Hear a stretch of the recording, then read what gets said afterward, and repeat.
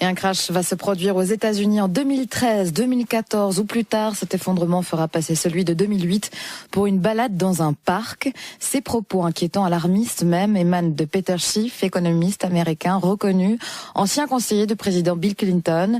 Il avait d'ailleurs prédit en 2006 la crise des subprimes. C'est dire si ces prévisions ont un certain écho. La Fed serait au cœur de la future crise, elle qui manipule les taux d'intérêt et affaiblit le dollar pour stimuler l'économie avec du crédit gratuit à terme. Il prédit même une crise financière aux États-Unis qui éclipsera totalement celle de la zone euro. Les deux invités avec nous pour tenter de comprendre ce qu'il faut tirer de ces propos très alarmistes de Peter Schiff. Georges Jugeux, banquier, ancien vice-président de la Bourse de New York, et Mireille Zaki, rédactrice en chef adjointe de Bilan, auteur de La fin du dollar. Voilà, vous connaissez bien le problème américain, Mireille Zaki. On se réjouit de vous entendre. Première question à vous, Mireille Zaki, est-ce que ce Peter Schiff est un homme, disons, crédible lorsqu'il fait une prédiction? Vaut mieux l'écouter?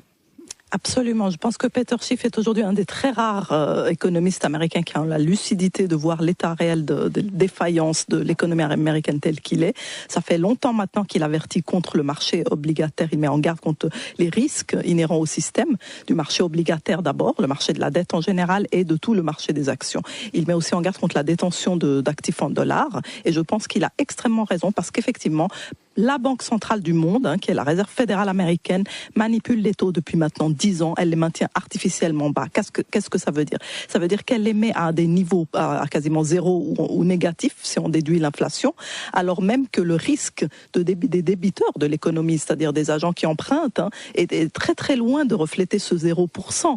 Donc c'est des taux qui sont faux, qui montrent un risque sous-évalué. Donc ça fait que tous les marchés financiers, les produits dérivés, les marchés actions, les marchés de la dette, et à commencer par la dette souveraine américaine, sont mal valorisés. Le risque est totalement sous-estimé. Et il n'y a pas plus grave qu'une telle situation pour les investisseurs, les citoyens, les épargnants et les déposants, bien entendu. Georges Jugeux, on va dans le mur avec la politique de la Fed, un crack qui relèguerait au fond celui de 2008 au rang de promenade dans un parc, nous dit Peter Schiff.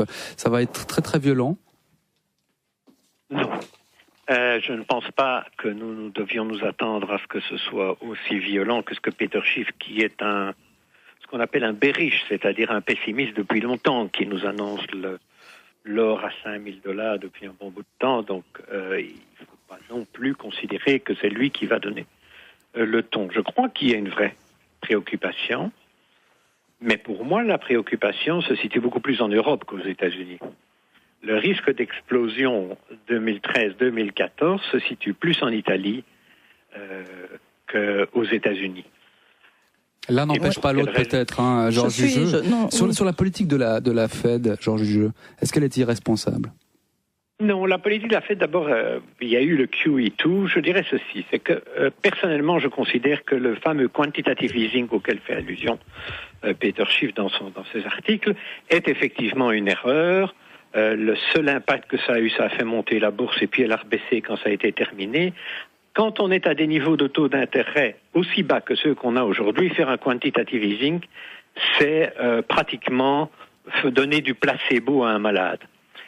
Ça ne sert absolument à rien, mais ça rassure et puis ça va donner un peu de boom à Wall Street et peut-être qu'en période électorale, ça va faire plaisir. Mais fondamentalement, refaire un QE3, comme on dit, n'aurait aucun sens pour le moment. Mireille Zaki, Peter Schiff dit très grossièrement que les plans de relance ne font que retarder l'échéance et ne font que grossir la dette. Pour autant, on a envie de dire, mais est-ce qu'on avait le choix? Est-ce qu'on n'avait pas le choix justement de faire ces plans de relance? Il y avait effectivement des solutions de bout de chandelle, mais c'était les seules opportunités que nous avions pour stopper l'hémorragie. Non, alors, ce n'est pas tout à fait exact. D'abord, je pense que par rapport à ce que M. Jugeux dit, on ne peut pas se permettre aujourd'hui d'avoir un ton comme ça rassurant ou qui se veut dédramatisant, etc. La situation est réellement grave et elle est parce que on n'a pas permis à des banques de faire faillite assez tôt. On n'a pas relevé les taux d'intérêt pour refléter le risque réel de l'économie assez tôt. Si on avait pris ces risques avant, si on avait en fait géré correctement l'économie avant, il y aurait eu quelques faillites, il y aurait eu une petite crise. Mais comme on a reporté sans cesse, eh bien la dette américaine a triplé dans des proportions gigantesques. Elle était à peu près à 6 000 milliards en 2002. Maintenant, elle approche des 18 000 milliards. C'est tout à fait ingérable. Donc on est en train de donner à l'économie l'économie au problème en fait des proportions qui vont être très très difficiles à rattraper. Par rapport à l'Europe, je ne suis pas d'accord. Je pense que l'Europe va aller mieux parce qu'il y a une réelle volonté avec l'austérité, même impopulaire, de faire tenir l'Europe ensemble, de sauver l'euro. Et je vous rappelle que le déficit budgétaire américain est aujourd'hui à plus de 10%, alors qu'en Grèce, il est à 7,8%.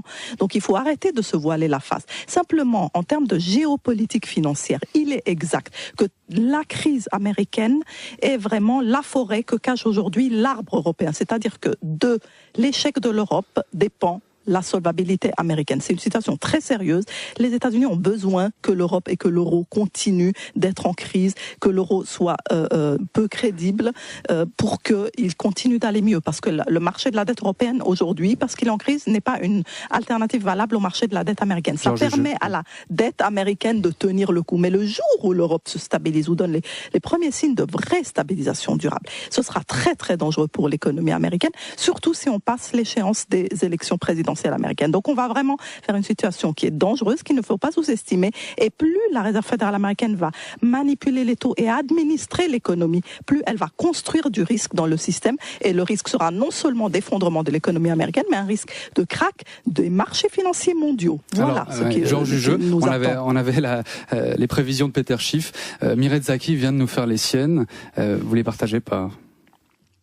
Le jeu entre les deux, l'Europe et les États-Unis. Pour le moment, ce que je regarde, c'est la première chose, c'est que la raison pour laquelle les taux d'intérêt sont si bas n'est pas exclusivement le résultat de la politique de la Réserve fédérale ou même dans ce domaine-là de la Banque centrale européenne. Nous nous trouvons devant des États qui maintenant ont des dettes importantes, et c'est le cas des États-Unis, et qui empruntent pratiquement à 0 à 1%. Donc, il y a une raison derrière cela. Et la raison derrière cela, elle n'est pas aussi court terme que l'on peut le croire. Je pense que fondamentalement, les entreprises n'investissent plus. Et que nous nous trouvons rien qu'aux États-Unis avec 2500 milliards de dollars de liquidités non investies dans le banque d'entreprises qui ne devraient pas avoir ces liquidités.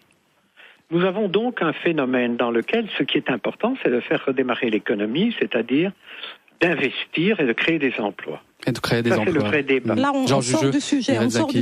On le reprendra, Mireille Zaki. On vous le promet, on le reprendra ce sujet. Il nous faut conclure, malheureusement, il est 18h58. Mireille Zaki, Georges Jugeux, je vous remercie pour ces deux regards croisés sur les propos de Peter Schiff, très très alarmistes. Une excellente soirée à vous deux.